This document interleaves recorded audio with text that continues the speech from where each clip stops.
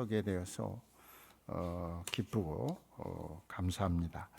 그런데 이 교회에 오면서 마음이 그렇게 간단하지 않았습니다. 또 우리 권 목사님이 당한 어려움들을 생각하면서 또 이제 오늘이 서울 남북교회 내가 마지막인가 이런 생각도 했습니다. 왜냐하면 이제 권 목사님이 은퇴할 시기가 가까워오잖아요. 그래서 친구로 많이 왔는데 그런저런 생각을 했습니다.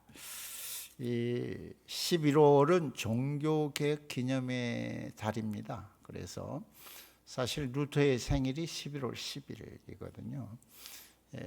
그러니까 루터가 1517년 10월 31일 종교개혁을 자기가 종교개혁을 하려고 한 거 아니죠. 그냥 그 당시에 판매되는 면죄부 가로 열고 면별부 이런 종이 한 장에다가 멋지게 교황에 이렇게 실이 달려가지고 쫙 이렇게 직인이 찍힌 이제 연옥 가서 이거를 후손들이 사주면 천국으로 간다. 그런데 후손들이 공로나 돈으로 그거를 사지 아니하면 연옥 가가지고 지옥으로 간다. 그러니까 성경에 있지도 않는 연옥을 만들어 놓고 일단 죽으면 연옥 간대요. 그리고 후손들이 뭔가 잘 공로를 세워주면 천국으로 싹 올라가고 후손들이 살아있는 후손들이 아들, 딸, 뭐 며느리 사이 등등이 잘못하면 지옥으로 떨어진다. 이게 완전한 공로 신앙. 그리고 이제 이걸 사야 되는 거죠. 근데 이걸 이제 돈 없이 못 사면 지옥 가는 거죠. 요새 말하면 유전, 무죄, 무전, 유죄.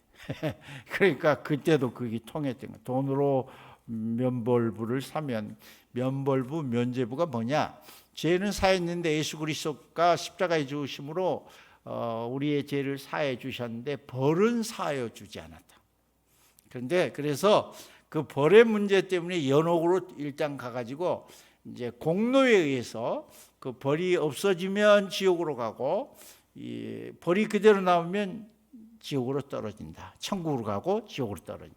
그래서 이제 보다 깐깐한 이제 학자들이 면벌부다 이렇게 독일 말로는 암나스 뭔가 제한다. 암나센 하면 있는 거를 이제 깎아 얻게 한다 이런 뜻인데 그런 거가 됐습니다.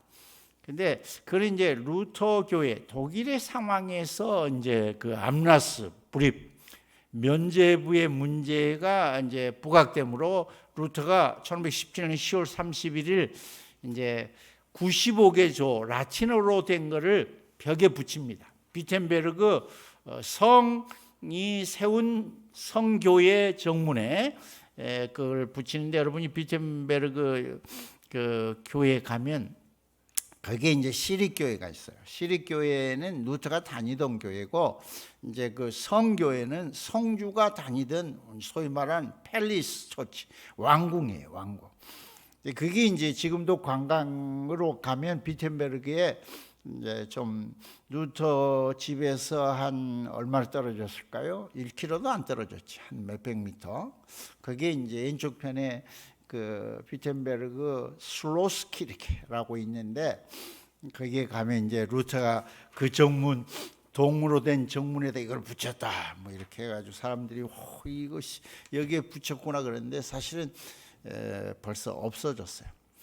다 쓰러지고 불타버린 예배당에다가 19세기에 이제 역사학자들이 검증을 통해서 이제 이렇게 그 교회가 있을 만한 장소를 찾아갔어요. 가 보니까 이제 거기에 주춧돌이 하나 발견됐어. 그래서 이제 고증에서 이것이 그 교회의 아마 주춧돌이었을 것이다.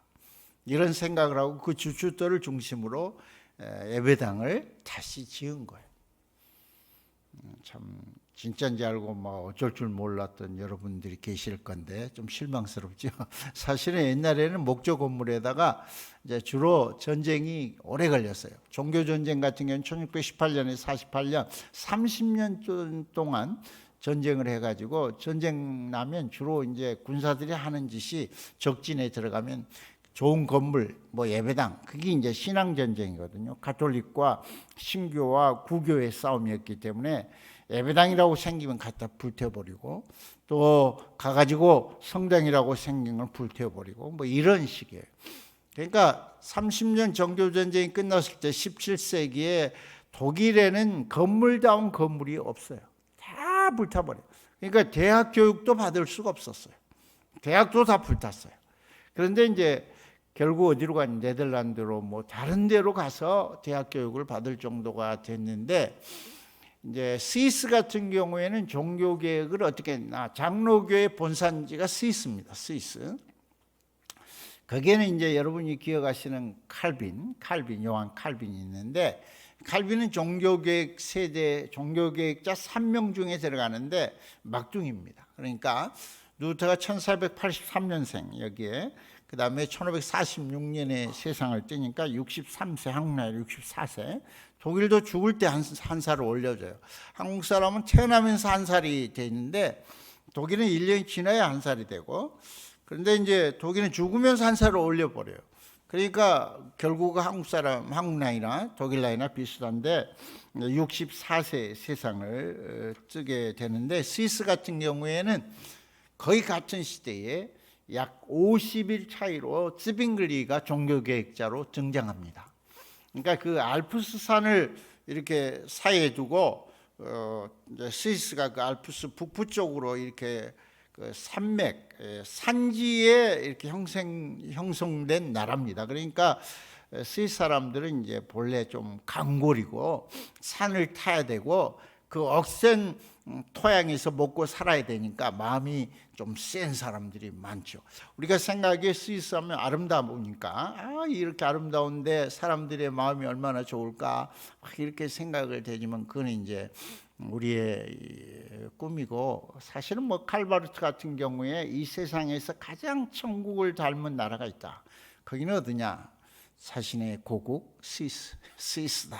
이렇게 산과 호수와 정말 아름다운 그 나라가 스위스입니다. 그런데 여러분이 여행을 해보면요, 여행이 아마 유럽에서는 독일이 가장 소위 말하는 편하고 안락하고 좋은 것 같아요. 호텔비도 싸고 먹을 것도 좋고 호텔 시설도 좋고. 그런데 이제 스위스 같은 경우에는 독일보다 한 1.5배가 비싸고, 아침 식사가 나오는데 아침 식사는 독일보다 2배나 나쁘고, 그 다음에 렌트카 뭐 불친절은 독일보다 한 2배가 불친절합니다. 그러니까 알고 보면 스위스는 이 경치가 아름다운데 참 실망스러운 점이 많이 있죠. 어쨌든 그 스위스는 종교개혁을 거의 같은 시점에 일으키는데, 츠빙글이라는 사람이 내가 보기에 이 교회가 뭔가 틀리고 있다, 잘못되고 있다. 왜냐하면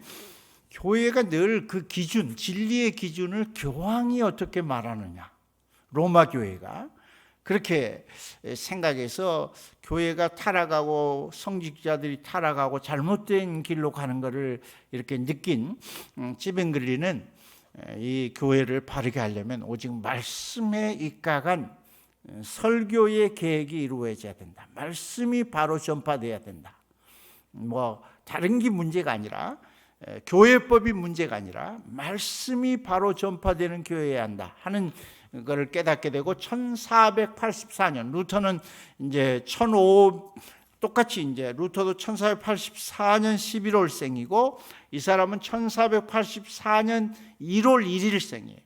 그러니까 11월 10일, 1월 1일 하면 50일 간격을 두고 이제 츠빙글리가 동생이 되는데, 츠빙글리의 종교 계획은 1519년 1월 1일 가로 열고 토요일 날, 지금 이제 우리의 칼렌다로 보면 주일이 되는데 그 당대 16세기, 15세기의 칼렌다를 가지고 가보면 토요일이 돼요.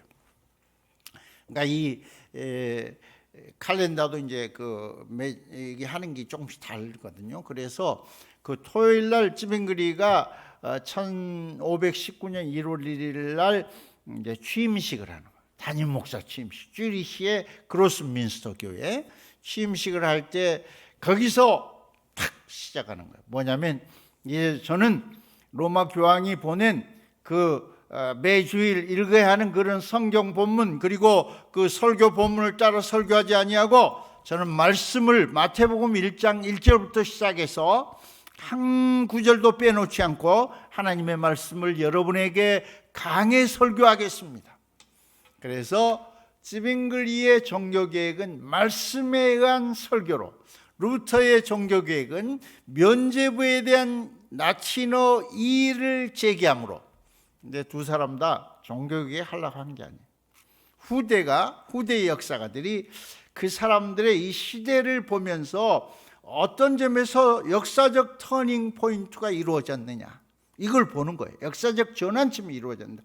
그러니까 루터의 1517년 10월 31일 면죄부 95개 조를 라틴어로 써서 대학 벽보에, 교회 벽보에 붙였는데, 벽으로 붙였는데, 그거가 사람들에게 막 여론을 조성해서 면죄부에 대한 불신을 갖게 되고, 그 면죄부를 파는 로마 교회, 가톨릭 교회에 대한 불신으로 이제 사실은 종교개혁이 출발됐다. 또 하나는 이제 스위스 같은 경우에 찌빙글은 1484년생으로 1519년에 종교개혁을 일으키는데, 사람들이 보니까 야, 말씀? 지금까지 교황청에서 내려준 그 본문을 따라서 그냥 읽고 한 10분 정도 간단하게 설교하고, 강론이라고 그러죠, 하고 성찬식을 거나하게 매주일마다 하고. 왜 성찬식을 매주일마다 해야 되냐면, 그 성찬식에 참여하면 많이 할수록 구원이 가까워지는 거예요. 그것이 일종의 우리의 공로가 돼서 주의 몸과 피를 많이 먹으면 먹을수록 구원의 점수가 높아져서 구원을 받는다. 그러니까 쉽게 말해서 죽기 직전에도 숨이 꼴딱꼴딱 하는데 신부가 가가지고 수녀 데리고 와서 옆에서 이것은 주의 몸입니다. 입 벌리세요. 입 벌리세요. 놓고 이것은 주의 피입니다. 아멘. 그거 받아 먹고 죽으면 구원이 확실하다는 거예요. 맞는 것 같기도 하고 좀 헷갈리죠, 장로님? 그렇죠? 먹고 죽으면 더 좋지 않을까요? 근데 그런 점에 대해서 사실은 로마 교회, 루터, 찌빙글리, 가로 열고 칼빈이 조금씩 해석이 달라지게 됩니다. 그 점에 대해서 오늘 간단하게 여러분에게 말씀을 드리려고 하는데, 특별히 오늘 마태복음 11장 28절부터 12장 8절까지 읽었는데요. 아니, 왜 성경을 11장도 있고 12장도 있습니까? 이제 본래 성경이 장절이 없었어요.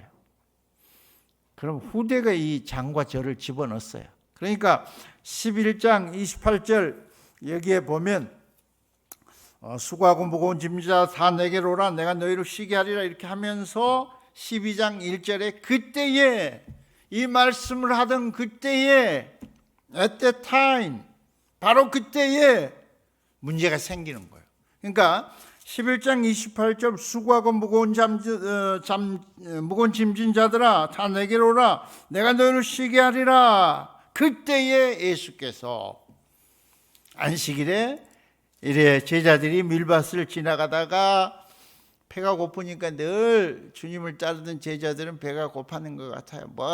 주님 따르던 제자들만 그때 배고픈 게 아니라 우리 때에, 우리 어렸을 때도 늘 배가 고팠어요. 그래서 제가 아마 시골에 살 때 그 맛있는 몇 가지 리스트를 한번 만들어 보면, 이런 거 고구마 쪄먹는 거, 옥수수 쪄먹는 거, 그 다음에 감나무에 감 따먹는 거, 그 다음에 보리밭에서 불을 살짝 해가지고 이렇게 비벼가지고 이 권사님 여기 앞에서 이제 막 조언하시네. 그래가지고 이렇게 근데 거기 보리밀에 가시가 있잖아. 그래 잘못하다가 이 가시가 이렇게 아파. 그런데 해가지고 먹으면 이야, 그 맛이 기가 막혀. 근데 그거 모르는 사람들은 이 자연의 축복을 잘 몰라요. 근데 어쨌든 제자들도 그 일을 한 거. 근데 제자들은 불에 걸려가지고 그 밀을 먹었다는 게 아니고 그냥 이렇게 먹은 것 같아요. 시장할 때에 우리 주님이 몇 가지 예를 들었어요. 그래서 바리새인들이 시비를 거니까 다윗이 자기와 그 함께한 자들이 시장할 게 한 일을 읽지 못하였느냐. 제사장에는 할 수 없는 일을 그들이 성전에 이렇게 차려놓은 진설병을 먹었다. 병은 떡이라는 말이지. 진설된 떡을 먹지 않았느냐. 안식일에 제사장들이 성전 안에서 안식을 범하여도 죄가 없음을 너희가 율법에서 읽지 못하였느냐. 갑자기 안식일에 제사장이 성전에서 안식일을 범하여도 죄가 되지 않는다. 아니, 제자들이 밀보리 이렇게 잘라서 모은 건데 갑자기 왜 우리 주님이 동문서답을 하시나. 이게 11장 28절하고 12장을 따로 떼놓으면 말이 될 것 같은데 이걸 갖다 붙이니까 좀 복잡해지죠. 근데 사실은 그러면서 이 본문을 이해하려면 찌뱅글리가 별명이 있어. 자유의 종교교육. 자유의 종교교육. 안식일을 지키라. 그런데 찌뱅글리는 안식일은 주님이 이루셨습니다. 여러분은 주일과 안식일은 다릅니다. 물론 주일에 안식일적인 요소가 있으나 우리가 사는 이 시대에 일주일 내내 안식일입니다. 그렇기 때문에 일주일 내내 여러분은 거룩하게 사셔야 되지, 구약이 말하는 그 안식일 토요일만 거룩하게 사는 게 아닙니다. 여러분, 그 율법의 완성이고 율법을 이루신 로마 10장 4절에 우리 주님 안에서 여러분은 천국의 맛을 누리면서 기쁨으로 자유하며 감사하며 사시기를 바랍니다. 이렇게 말하는 거예요. 근데 여기서 그건 좋은데요, 왜 제사장 이야기를 합니까? 베드로 전서 2장 9절 한번 찾아보세요. 베드로 전서 2장 9절에 보면 여러분이 정말 베드로전서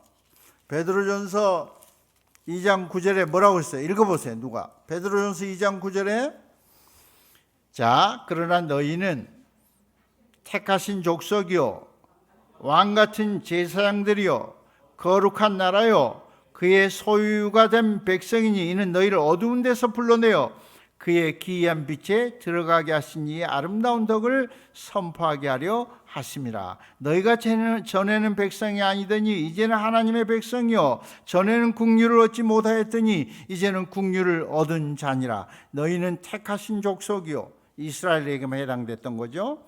근데 우리도 초선 피플.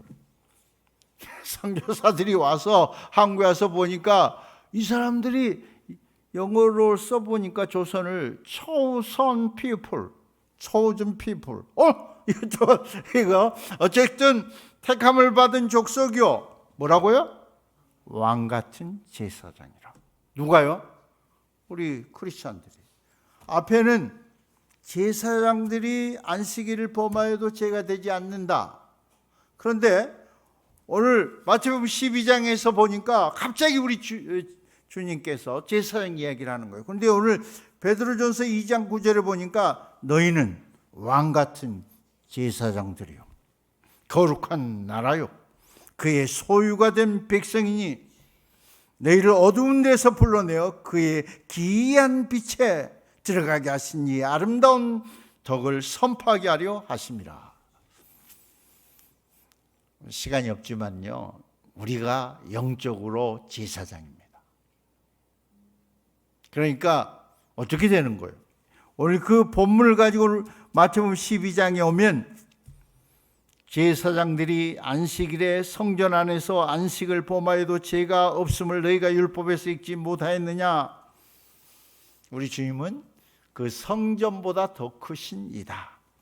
그러면서 이제 찌빙그리는 누초와는 다르게 자유의 종교개혁자로서 중세교회가 천년 동안 성도들을 신앙의 이름으로 늘 구속해 왔던 것을 해방시킴으로 진정한 예수 믿는 자의 모습으로 우리를 살게 했습니다.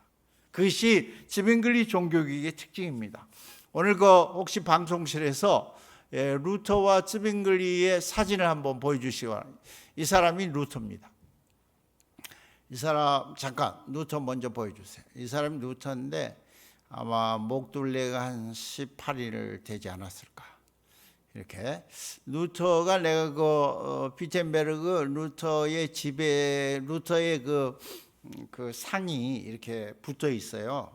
루터 가운이 있고 루터의 이렇게 입상이 이렇게 만들어져 있는데 옆에 서 보니까 루터가 그렇게 키가 생각보다 안 컸던 것 같아요. 근데 저 목 둘레가 굉장히 두꺼워요. 그런데 물론 얼마나 스트레스가 많았겠어요. 루터가 죽을 때 그 병명이 고지혈증. 고지혈증인데 이제 그럼 뭐 혈압도 문제가 있을 수 있었겠죠. 그리고 아무튼 1500년 동안 내려오던 기독교를 둘로 갈라야 되는, 그래서 그 이전에 기독교를 뭐라 그래요? 올드 릴리전, 구교. 그거가 가톨릭. 그리고 이번에 이제 루터를 통해서 루터를 지지하는 쪽에 기독교를 뉴 릴리전, 신교. 그래서 개신교, 프로테스탄 이렇게 이제 이야기하게 되는데 그 루터가 지도자답게 생겼죠. 그러니까 루터 집이 있는데 루터 집이 사실은 방이 41개였어요. 성주 프리드리가 그 수도원으로 쓰던 어거스틴 수도원을 루터의 사택으로 쓰십시오 이렇게 한 거예요. 근데 뭐 카타나 폰 모라는 늘 거기에 찾아오는 수많은 손님들의 식솔들, 학생들, 목사님들, 성직자들, 뭐 또 여기저기서 오는 손님들의 밥 해내느라 정말 억책같이 살아야 했습니다. 그 카타나 폰 모라는 본래 수녀 출신이었죠. 그러니까 루터가 수녀하고 종교계 그 결혼을 하니까 가톨릭 쪽에서는 저기 혼자 살기 힘드니까 종교개혁을 했구나. 거룩한 삶에서 추잡스러운 삶으로 보라는 넘어갔다. 그리고 막 공격을 했어요. 그러나 루터는 하나님께 짝지어 주시고 하나님께 세우신 창세기에서 에덴 동산에서의 결혼 제도를 나는 받아들이고 나는 그것을 하나님의 말씀으로 여기고 순종합니다. 그렇게 해서 결혼을 하게 되고, 사실은 그 이후부터서 루터가 1525년에 결혼하고 쯔빙글리가 1424년에 결혼하고, 사실은 칼빈도 이제 자녀가 둘이 있는 과부와 결혼하게 됩니다. 상당한 이제 그 당시에 성직자들이 과부와 결혼하게 됩니다. 왜 그러냐면 여러분이 생각하는 거와 전혀 다르죠. 이제 사랑, 긍휼, 혼자 사는 사람들의 아픔 이런 걸 생각하면서 자기들이 결혼을 선택할 때 이제 과부들과 결혼을, 홀로 된 사람과 결혼을 하게 되는, 칼빈 역시 마찬가지고, 그래서 칼빈에게는 이제 아들이 하나 생겼는데 너무 빨리 죽었어요. 죽어가지고 그렇고 데리고 온 소위 말한 그 부인의 애들이 문제아가 돼가지고 속을 많이 썩어서 가정의 아픔도 깨닫게 됐다. 사실은 뭐 혼자 살면 좋을 것 같지만 이렇게 결혼하다 보면 많은 아픔들이 있죠. 그렇죠? 저도 내 딸이 3살 때 청각을 잃었죠. 그리고 그 아픔은 말할 수 없죠. 나의 십자가였죠. 근데 하나님께서 그 딸을 한국에서 교육하다가 미국으로 가게 하시고 초, 중, 고, 대학원까지 나오게 선생님 하게 해서 보스턴에서 특수학교 교사가 됐고, 또 하나님의 은혜로 내 딸이 결혼할 수 있을까 했는데 또 좋은 신랑을 만나서 이렇게 잘 살고 있습니다. 그러니까 그때 그 느낌이 뭐냐면 내가 이렇게 짊어지고 있던 무거운 짐을 탁 내려놓는 그 느낌. 내 딸이 시집갈 때 그런 느낌을 받았는데 참 하나님의 은혜지요. 뭐 제 아내도 또 신장이 아파가지고 신장 이식 수술을 하기 전에 또 그 투석을 하는 아픔들, 또 복막 투석을 하는데 뭐 한 5m짜리 줄을 저녁에 잘 때 이제 묶어놓고 화장실 갈 때 그 줄을 따라서 갔다 왔다 이렇게 하는 걸 보면서 야, 참 힘든 삶을 사는데 당분간 뭐 건강하게 잘 살고 있으면 벌써 신장 이식을 한 지가 14년 정도 된 것 같아요. 내 친구 의사가 그걸 우리 집사람 얼굴을 보더만 신장 이식 한 사람 같지 않은데 이렇게 건강하다고 그렇게 하는데, 아무튼 여기서 저기서 들려오는 그 아픈 이야기들을 들으면서 참 가슴이 미어지는. 저는 그 가슴이 미어지는 때가 있어요. 왜냐하면 아름다운 음악이나 이런 멋진 이 장면을 보면 가슴에 찡한 나도 모르게 오는 그 움직임이 있어요. 근데 또 하나는 아픈 이야기를 들을 때 가슴이 이렇게 전기가 통하는 같은 아픔이 있어요. 그런 거, 그렇죠? 그리고 참 또 아름다운 이야기를 들을 때도 찡하게 가슴이 이렇게 심장에 전기가 오는 것 같은, 또 슬픈 이야기를 들으면 그런 때가 있어요. 어쨌든 오늘 종교개혁 506주년 11월 달을 여러분 보면서 이 쯔빙글리의 또 다른 글을 제가 하나 준비하게 됐는데, 간단하게 하나 보면, 쯔빙글리는 1530년, 쯔빙글리는 47세에 세상을 떠났습니다. 자기가 떠난 게 아니고 죽임을 당했죠. 목배임을 당했죠. 종교전쟁에서 갑작스럽게 군인들을 위한 그런 군목으로 같이 참여하게 되는데 세상을 떠나게 되고, 여러분에게 나눠준 글에는 없습니다. 여기에 보면 이제 그 1530년에 하나님의 섭리라고 하는 글에서 이제 이런 이야기를 하고 있습니다. 하나님의 결정과 선택이 모든 일의 최초의 근원이고 원인이다. 그렇게 말하면서 그 어떤 운명과 생명도 믿음의 사람에게서 믿음의 선물을 빼앗아갈 수 없다는 것이다. 오직 하나님에게만 택함받은 그들이 알려져 있으며 선택을 받은 사람도 자신이 선택함을 받았음을 안다. 그러면서 하나님의 선택이 먼저 있지 않았다면 믿음은 따라오지 않는다. 그렇게 말합니다. 선택한 믿음의 사람의 삶과 성장 양식은 출생과 함께 하나님의 섭리에 의한다. 그의 죽음도 이미 정해져 있다. 히스기야 왕의 15년 연장된 삶은 이미 결정되어 있었다. 수많은 성경의 인물들을 통해 하나님의 섭리를 만나게 되는데, 쯔빙글은 절대로 우연은 없고 실수가 없는 하나님의 섭리에 의한 것이라고 확신한다. 하나님 미리 알고 결정을 내리기에 그 결정은 변하지 않고 확고하다. 창조전 하나님의 섭리는 별들의 위치와 사람의 위기를 이미 결정하였다.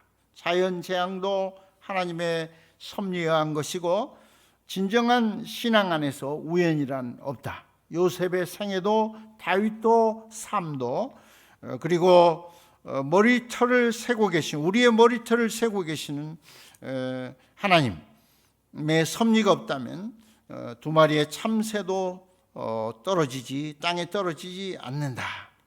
그렇게 가장 하찮고 가장 천대받고 가장 무시당하는 사물에도 하나님의 섭리가 나타난다.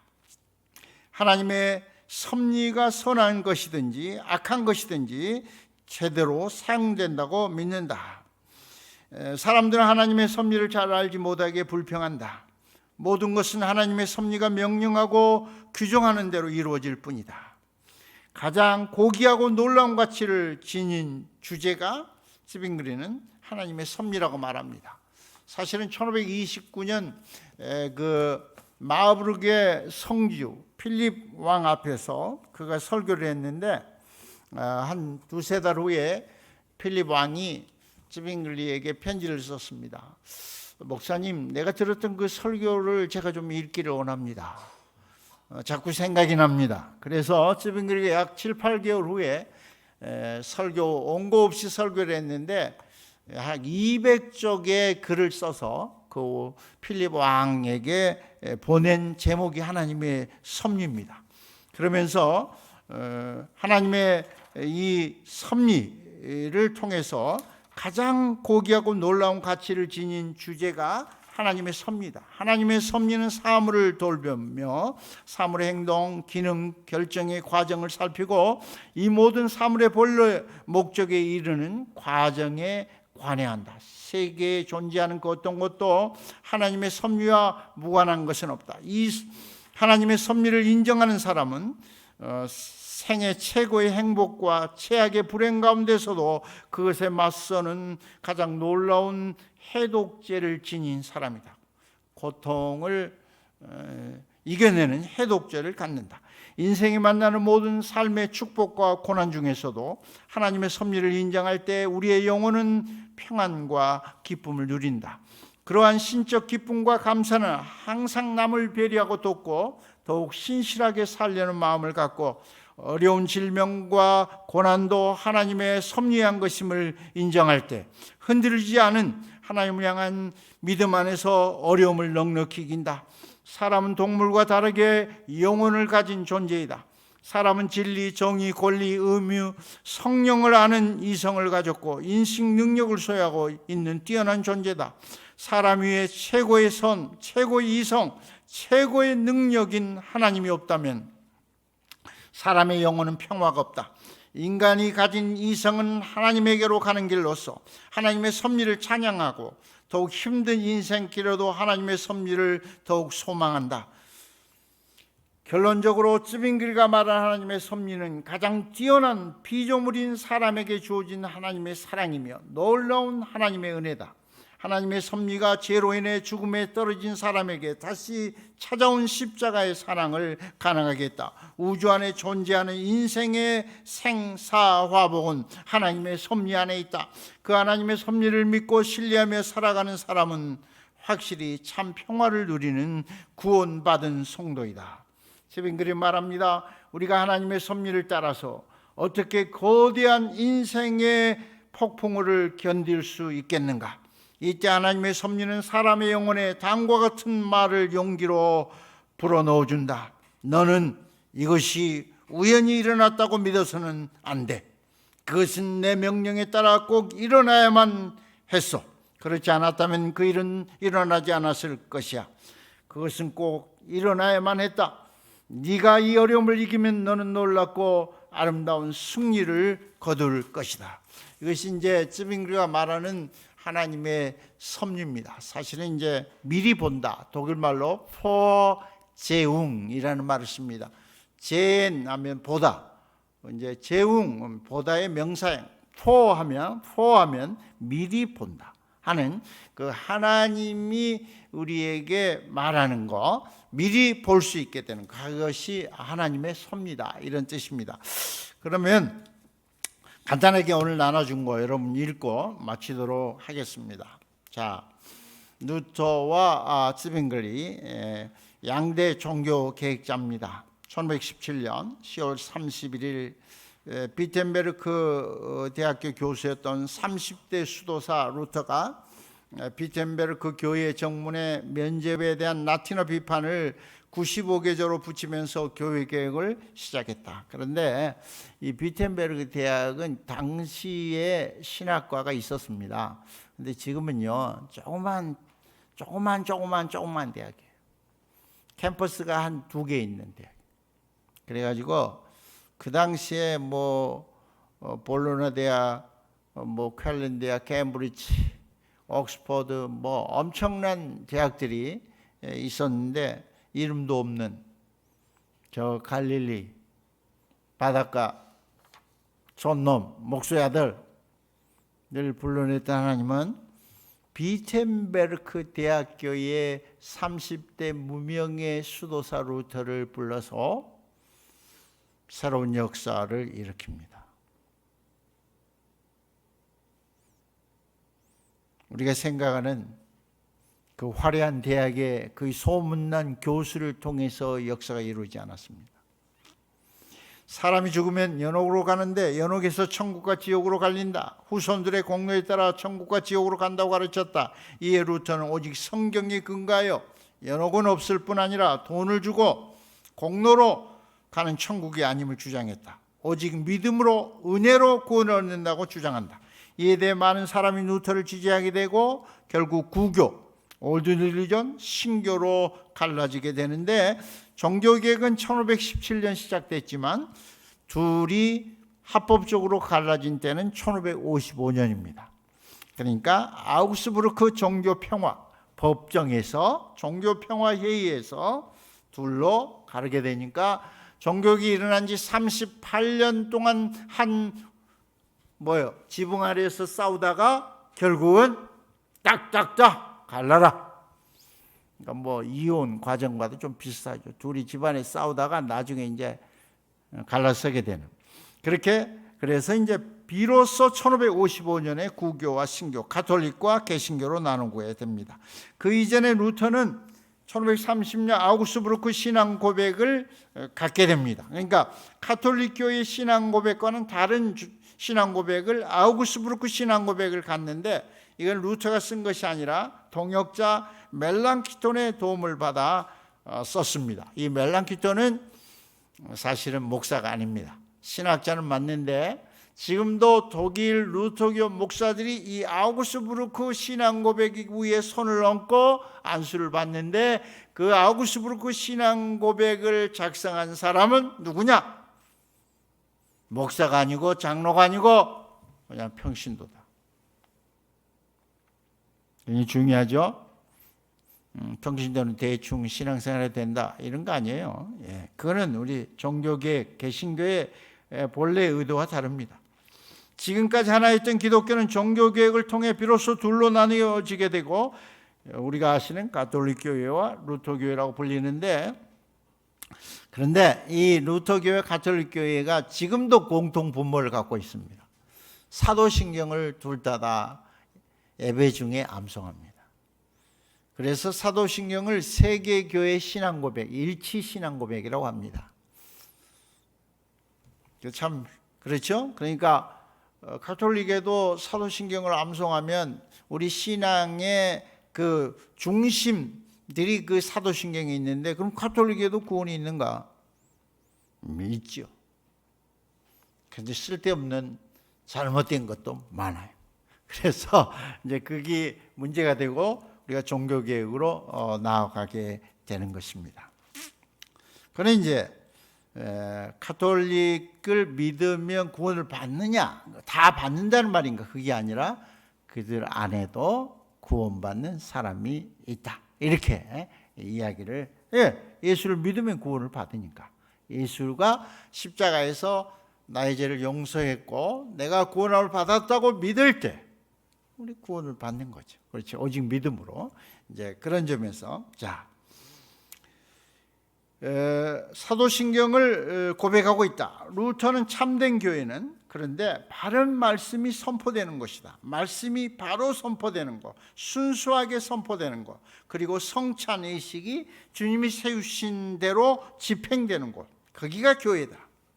교회는 예배당이 있어야 되고 성도가 있어야 되고 그런 거가 교회가 아니라 두 가지의 말씀이 있어야 되는데, 인비지블 워드, 여러분 보이지 않는 말씀, 그 다음에 성례는 보이는 말씀, 비지블 워드가 그걸 중심으로 성도들이 모일 때, 성도들이 모이는 컨그리게이션, 커뮤니티, 공동체를 교회라고 한다. 그렇게 말합니다. 특히 성찬식은 성도들의 교제의 중심에 뭐가 있냐?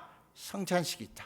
성도의 교제를 믿사오며 라고 할 때 루터는 그 교제는 성만찬의 교제다.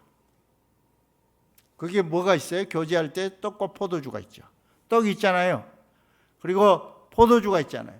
그러니까 잔치할 때 떡과 포도주, 이 성만찬의 공동체라 그렇게 이야기를 합니다. 그런데 그 성도의 교제를 믿을 때 성만찬은 곧 천국의 주인이신, 나를 위해 구원하신 예수 그리스도의 몸과 피로 우리가 성도의 교제를 하는 거죠. 이게 상당히 이제 신비하고 깊은 이야기를 하게 되는 겁니다. 우리가 여러분 여기 옆방에서 차 마시면 성도의 교제를 하는 거, 그것도 중요하지만 본래 그 교제의 근원이 주의 몸과 피를 나누는 성도의 교제. 그 성도의 교제의 중심에 누가 계셔요? 십자가에서 몸부려 피 흘려 나를 구원하시고 3일 만에 다시 사신 주님이 그 교제의 중심에 있는 거죠. 알고 보면 교회는 굉장히 신비한, 그리고 천국과 이 땅의 삶을 연결하고 있는, 어떻게 보면 천국의 또 다른 모형으로서의 교회라고 하는 거죠. 근데 이제 큰 교회에 가면 그런 게 약하죠. 뭐 들락날락 꼭 무슨 연극장 큰 콘서트 갔다 오는 것처럼 뭔가 마음은 뭔가 있는 것 같은데 집에 가면 허전하고 옆에 있는 교인이 누군지도 모르고 전혀 뭐 나하고 상관없는 돈 주고 극장에 갔다 오는 느낌, 그 옆에 앉아 있는 사람이 누군지 알 길이 없잖아요. 그러나 우리 서울 남부교회 같은 경우는 이제 그런 걸 커버할 수 있어요. 그러니까 큰 교회는 큰 교회대로 뭔가가 있겠지만, 이제 나름 남부교회 같은 교회는 남부교회의 특성에 맞는 성도의 교제와 공동체가 이렇게 깊고 아주 조밀하게 이렇게 이루어지는 교회로서의 정말 멋진 교회를 이룰 수가 있다는 거죠. 성도들은 자꾸 비교하죠. 이 물량의 시대에 수가 많고 건물이 크고 그러면 뭐 아파트 작은 데 살면 꿀리듯이 이제 그런 거를 하는데, 그거는 성경의 정신과 다른 거죠. 성경의 정신과는 다르죠. 아까 말한 비텐베르그에서 종교개혁자가 나오고 갈릴리에서 예수 그리스도가 나오는 거죠. 로마에서 나오는 게 아니죠. 옥스퍼드 대학교에서 나오는 게 아니죠. 이게 이제 성경이 말하고 있는 굉장히 그 중요한 포인트인데, 어쨌든 성찬식은 성도들의 교제의 핵심이 되고 성찬식은 천국 잔치의 맛보기다. 이제 다르게 말하면 맛보기라는 말보다는 천국을 땡겨서 이렇게 누리는 현장이다. 주님이 그 잔치의 주인이 되시고 부활하신 주님이 그 잔치에 성령으로 임하시는 굉장히 다른 차원의 교제를 맛보는 곧 천국의 당겨 맛보기, 우리 주님의 살과 피를 가지고 성도들의 사귐이 극대화되고 땅에서 하늘로 올려지는 것, 거룩한 교회의 표식이 여기에 이루어지고, 루터는 성도의 자유를 외칩니다. 루터, 즈빙글리, 칼빈도 다 자유를 자기의 굉장히 중요한, 칼빈도 기독교 강요의 1장에서 6장으로 이루어진 기독교 강요를 처음 쓰는데 1536년, 칼빈은 1509년생입니다. 그러니까 루터, 즈빙글리보다 한 세대 후에 태어나는 거예요. 루터보다 26년, 즈빙글리보다 25년 후에 태어나서 종교개혁을 종합하고 집대성하는 인물이 칼빈인데, 그 칼빈도 자유에 대해서, 루터도 1520년 자유에 대해 쓰고 즈빙글리도 1523년에 자유라고 하는 굉장히 중요한 작품을 쓰고 1536년에 칼빈은 기독교 강요 제6장에서 자유에 대해서 다루고 있습니다. 그만큼 성도의 자유는 중요한데, 루터는 말합니다. 이제는 모든 죄로부터 자유롭게 된 자는 만유의 주가 된다. 모든 죄로부터 어떻게 자유롭게 됐습니까? 예수 그리스도 십자가에서 나의 죄를 용서하신 예수 그리스도를 믿음으로 죄로부터 자유한 자, 크리스찬은 만유의 주가 된다. 독일말로 헤어라는 말을 씁니다. 헤어라는 말은 HRR인데 우리가 주님을 부를 때 헤어, 이렇게 주님, 헤어 이렇게 부르는데, 여기에 루터는 그 주님이라는 표현을 똑같은 단어로 가져옵니다. 죄로부터 자유한 주가 된다. 그 누구도 나를 구속할 수 없다. 죄로부터 자유롭게 되고 천국의 백성이 된 나는 이제 자유자다, 이 말이에요. 선언이에요. 그 다음에 그런데 그 자유자는 기꺼이 낮아져서 뭐라는가? 이웃을 섬기고 사랑의 종이 된다, 이거예요. 루터의 이제 역설적 자유인데, 죄로부터 자유자, 두 번째는 사랑의 종. 이것이 루터가 말하는 자유의 핵심입니다. 그 다음에 이제 루터는 독일어로 성경을 번역했습니다. 지금까지 중세교회 표준 성경은 라틴어 성경, 불가타 성경입니다. 왜 불같은 성경이냐면 이제 거룩한 것을 표현할 수 있는 언어가 세 개가 있었습니다. 히브리어 구약, 헬라어 신약, 그리고 중세교회 로마 교황청이 인정한 라틴어. 그래서 설교도 라틴어로, 성경도 라틴어로, 찬송도 라틴어로 해야 되는 거예요. 근데 독일어도 모르는 사람들이 라틴어를 누가 했겠어요? 신부하고 몇몇 사람. 아마 1000명이 모이면 그 중에 한 20명이 라틴어를 할까 말까? 근데 라틴어를. 그런데 또 성경 뭐라 그래요? 거룩한 것을 누구에게 주지 말라? 개, 돼지에게 던지지 말라. 그래서 이 거룩한 성경책, 라틴어를, 중세교회 표준 성경은 라틴어인데 이 라틴어 성경을 누구에게 주지 말라? 평신도에게 주지 말라. 일반 성도들이 성경을 갖지 못하게 하는 거예요. 성경 읽을 수 있어요? 읽을 수 없어요. 왜? 이거는 엄청난 이제 진리를 제한적으로 자기들이 소유하게 되는 거예요. 중세교회가. 그런데 루터가 바르트부르크 성에 갇혔어요. 보름스 의회에 갔다 오다가 프리드리히 형공이 루터가 죽을 것 같으니까 루터도 모르는 사이에 납치해가지고 저 깊은 바르트부르크 성에다 갖다 놨어요. 거기서 멜랑키톤 동역자가 선생님 할 일이 있습니다. 뭐야? 난 답답해 죽겠는데. 루터도 성질이 급하고 루터는 성질이 급해요. 그리고 카리스마틱해요. 멜랑키톤은 여성스럽고 루터에게 스트레스를 많이 받아요. 너 뭐 이렇게 자꾸 말하니까. 그런데 뭘 하라는 거야? 예, 그 신약 성경을 번역하십시오. 신약 성경을 번역하라고? 헬라어는 네가 나보다 더 잘하잖아. 멜랑키톤은 헬라어 언어적 천재거든요. 예, 제가 도와드리겠습니다. 선생님이 할 일이 그겁니다. 11주 만에 바르트부르크 성에 갇혀가지고 농로로 변장하고 창칼을 딱 옆에다 놓고, 왜냐하면 자기가 언제 살해당할지 모르니까. 그 바르트부르크 여러분 성에 가시면 깊고 깊은데 막 이렇게 들어가가지고 루터 방이 하나 있어요. 근데 거기서 앉아가지고 11주 만에 헬라어로 성경을 독일어로 번역해냈습니다. 그거가 루터에게 있어서 최대의 업적이 됐습니다.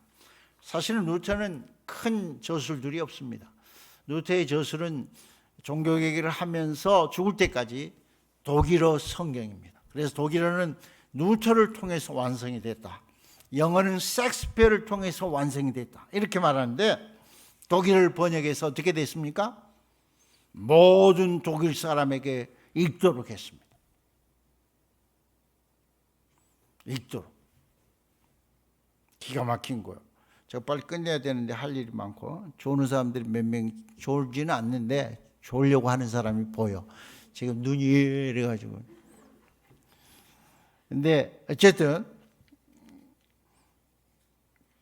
모든 믿는 자에게 성경을 줬어요. 왜 성경을 모든 믿는 자에게 줬어요? 거룩한 것을 개돼지에게 주지 말라 그러는데 왜 루터는 성경책, 이 거룩한 책을, 성경이잖아요, 거룩한 거를 모든 성도들에게 줬어요? 왜 그래요? 베드로전서 2장 9절에 뭐라 그랬어요? 너희는 택한 족속 왕같은 제사장이다. 영적 만인 사제설을 루터가 외치는 거예요. 기가 막힌 거예요, 여러분. 왕같은 영적 신분이 제사장이에요. 왕요 제사장이라는 거예요. 그러면 그 왕요 제사장에게 못 줄 게 뭐가 있어요? 성경책, 그리고 천국의 모든 거 다 줄 수 있어요. 그게 루터의 업적이에요. 종교개혁의 업적이에요. 우리가 한글로 성경을 읽었어요. 위클리프의 영어로 번역해서 영어 성경을 모든 영국 사람에게 주었어요. 여러분 놀라운 일. 찌빙글리도 스위스 독일어로 번역해서 스위스 사람들에게 독일어 성경을 나누어 줬어요. 그때가 언제인지 아세요? 1531년. 루터는 1534년 신구약 성경 독일어 번역. 31년, 34년. 우리 개혁교회 쪽이 스위스가 더 빨랐죠? 근데 이 찌빙글리는 빨리 요약하겠습니다. 찌빙글리는 아까 말한 대로 이제 강해 설교로 종교개혁을 열었습니다. 그러면서 찌빙글리는 자유를 강조했고, 근데 이제 이 찌빙글리와 루터의 차이점, 다시 한번 사진을 보여주세요. 이제 찌빙글리와 루터의 이 사람 찌빙글리예요. 루터 보여주세요. 루터 둥글둥글 찌빙글리 다시. 예, 좀 어때요? 루터와 찌빙글리 차이가 어떤 것 같아요? 어때요? 다시 루터, 다시 찌빙글리 어때요? 앞모습과 옆모습을 보여줘가지고 비교하는 게 어렵겠죠. 예, 근데 찌빙글리는 좀 날카롭고 루터 생긴 대로 그러나 성격은 내가 보기에 찌빙글리가 이제 더 부드러웠던 것 같아요. 느낌이. 예, 저는 이제 찌빙글리를 보는데 루터와 찌빙글리의 차이점 뭐냐면 성찬론에서 결정적인 차이가 있고요. 두 번째로는 루터는 국가와 교회를 나누었어요. 그리고 그걸 뭐라 하냐면 두왕국론이라고 그래요. 국가 역할, 교회 역할 다 놨어요. 그런데 이제 찌빙글리는 사실은 이 교회 안에 소위 말한 목사, 장로, 안수입사를 통해서 소위 말한 죄 지은 사람들을 다스리는 법정까지를 이 교회 안에 가지고 있었어요. 콘시스토리라고 하는 건데, 그리고 사실은 이제 국가와 교회의 관계가 루터보다 훨씬 밀접한 관계를 가지고 있었어요. 찌빙글리는 우리 성도들은 이 말씀대로 세상에서 살아가야 된다, 이혼론을 인정하지 않았어요. 루터는 어떤 점에서 두 가지로 이렇게 나누어 있지만 우리 개혁교회, 장로교회는 말씀대로 세상을 바꿔야 한다, 굉장히 강하게 이거를 강조했어요. 그런데 이제 이게 이제 처음에 쭈리에서 교회계가 나오고 이제 1536년 혜성같이 나타난 프랑스 출신 칼빈이 나타난 기독교 강요로 유명해지면서 개혁교회의 그 중심지가 쭈리에서 어디로 옮겨가냐면 제네바로 옮겨가는 거예요. 그러나 종교개혁적 역할은 찌빙글리가 충분히 했고, 그 다음에 갑자기 세상을 47살에 죽었잖아요. 그리고 그것이 이제 칼빈에게로 연결되고 찌빙글리의 후계자인 불링어와 함께 칼빈이 스위스 종교개혁을 이끌어가게 되는 것입니다. 그런데 루터와 찌빙글리의 차이점은 이제 그 국가와 교회론에서 그렇고요. 또 하나 결정적인 것은 성찬론이에요. 카톨릭은 뭔지 아세요? 떡과 포도주에 신부가 들고 기도하잖아요. 이 떡과 포도주가 샥 마술을 일으키는 것처럼 주의 몸과 피로 바뀌어버려요. 그걸 뭐라 그러냐면, 장로님 뭐라 그래요? 화채설. 본체가 변화. 본체가 주의 몸과 피로 샥 바뀌어요. 그래서 가톨릭 신자들이 그 성찬식을 받아 먹을 때 뭘 받아 먹어요? 진짜 리얼 주의 바디와 리얼 블라드, 진짜 피를 먹는 거예요. 그러니까 그 떡과 성찬식 끝난 다음에 남은 그 떡과 포도주는 어떻게 해야 돼요? 이걸 어떻게 처리해야 될지 고민하게 되는 거예요. 왜? 진짜 주의 몸과 주의 살과 주의 피잖아요. 그러니까 이거를 결론은 뭐예요? 태우든지 묻든지 어쩔 줄 몰라. 근데 우리는 그렇게 고민하나요? 이게 이제 신학이 다른 거예요. 루터는 뭐냐? 이 떡과 포도주를 갖고 목사님이 기도하면 그때 뭐가 이루어져요? 하늘에 계신 우리 그리스도 예수께서 오셔서 그 떡과 포도주에 임재하는 거예요. 그걸 뭐라 그러냐면 공제설, 공제한다는 거예요. 동시에 그 떡 위에 떡 아래 떡과 함께 주님의 몸과 피가 함께한다. 공제설. 그러니까 결국은 뭘 먹어요? 주의 몸과 피를 먹는 거예요. 찌빙글리는 이런 말을 했어요. 루터, 난 당신 참 존경합니다. 하나님이 쓰신 귀한 종으로 아는데 그 점은 제가 생각이 다릅니다. 제가 보기에 주님께서 너희가 이것을 먹고 마실 때마다 나를 뭐하라 그랬죠? 기억하라. 그래서 우리가 성찬식에서 중요한 것은 주의 십자가상의 죽음, 나를 위한 대속의 죽음을 기억하는 겁니다. 기억하라 하신 대로 기억하면 되는 겁니다. 무엇을 먹느냐가 중요한 것이 아니라 성찬식에서 중요하게 물어보는 것은 무엇을 믿습니까?입니다. 여러분이 십자가에 돌아가신 주님을 믿습니까? 그 주님이 나의 죄를 용서해 주셨음을 믿습니까? 무엇을 믿느냐가 중요하지, 이것을 떡과 포도주를 주의 몸과 피로 먹어야 된다, 무리네요.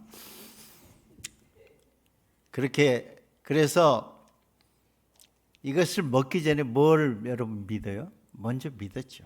주님이 나를 십자가에서 구원하셨음을 믿는 자로 이 떡과 포도주 성찬식에 참여하고 있는 거죠. 이것이 지금 구원은 이미 이것을 여러분이 들기 전에 벌써 이루어진 거죠. 그렇기 때문에 이것이 주의 진짜 몸이다, 주의 진짜 피다라고 하는 것이 중요한 것이 아니라 여러분이 과연 어떤 상태로 이 떡과 포도주를 받는가. 그러면 이제 루터가 1529년 10월 4일 날 마지막에 자기 아내에게 쓴 편지가 있어요. 그 독일의 마부르크에서, 마부르크 성 아까 필립공 있잖아요. 그 필립공 하나님의 섭리 제가 읽어드렸는데 그 설교했던 그때인데, 이제 쯔빙그리가 시슈리에서 먼저 와가지고 그 주위를 그 필립공 예외 그 팰리스 궁에서, 팰리스 처치에서 궁 교회에서 설교를 한 거예요. 그런데 이제 독일 사람들은 가까우니까 늦게 오잖아요. 본래 멀리 산 사람들이 빨리 오잖아요. 원래 가까운 사람들은 항상 지각하고, 그렇죠? 근데 그때 15개 조항을 가지고 서로 토론을 했어요. 그러니까 루터 쪽에, 스위스 쪽에, 뭐 쉽게 말해서 그런 거예요. 마틴 부처도, 멜랑키토도, 뭐 그다음에 쯔빙그리도 참석하고, 루터 참석해서 쫙 이렇게 원탁 테이블에서 이제 그 왕이 차려 제공하는 이런 맛있는 음식 이걸 먹으면서 한 4박 5일 동안 회의를 했어요. 이제 거기서 사실은 15가지 중에 15분의 14.5가 일치됐어요. 개신교가 다 일치됐는데 성찬식에서 일치되지 않았어요. 요거에서 틀어진 거예요. 그러니까 루터가 아내에게 편지를 썼어요. 여보, 나 잘 있습니다. 잠자리도 좋고 먹을 것도 좋습니다. 그런데 하나님께서 그 스위스리에서 온 쯔빙그리의 그 마음이 약간 틀어졌는데, 그리스도께서 영적으로 임재한다고 함으로써 마지막 실제로 임재하는 것이 아니라 실제로 스피리추얼리 영적으로 임재한다고 해서 마지막 거가 합의되지 못했습니다. 뭐라고 써요? 그리스도께서 영적으로 임재한다고 쯔빙그리가 말하므로 우리가 15가지 다 합의를 받지 못했습니다. 그러니까 쯔빙그리가 그랬거든요. 이거 우리가 먹고 마시는 성찬의 떡과 이 포도주는 상징이다. 그리고 그러니까 이제 우리 후대가 뭐라고 했냐면, 쯔빙그리는 상징설이다, 너무 가볍게 여겼다. 그런데 그 다음에 이거는 하나의 심볼이고 뭔가를 보여주는 거라 이거예요. 십자가상의 죽음을 보여주는 것이지 그 십자가상의 그 죽음 자체는 아니다는 거예요. 그걸 통해서 뭐를 보여주는 거예요? 저 갈보리 산 위에 예수 그리스도의 십자가를 기억나게 하는 것이라는 거예요. 기억나게. 그래서 이건 하나의 심볼이지 진짜는 다른 것이다, 그렇게 말하는 거예요. 그러니까 후대가 이제 쯔빙그리를 이제 독일 쪽에서 이제 우습게 여기기 시작했어요. 루터, 쯔빙그리가 쭈리로 돌아가기 전에 루터에 가가지고, 형제, 브라더 루터, 우리 잘 지내다 갑니다. 그러니까 루터가 손을 내미니까 딱 뿌리쳤어요. 당신은 나와 다른 영을 가지고 있어. 악수할 수 없어. 그랬어요. 후대의 칼빈이 그 장면을 읽으면서 이렇게 말했어요. 루터가 악수를 하지 않는 것은 미스테이크다. 그래서 칼빈은 이 두 사람을 어떻게 연결을 해보려고 이렇게 하다가 칼빈이 말하는 것은 성령 임재론을 말해요. 아까 예수 그리스도께서 영적으로 임재하신다 찌빙그려 말했잖아요.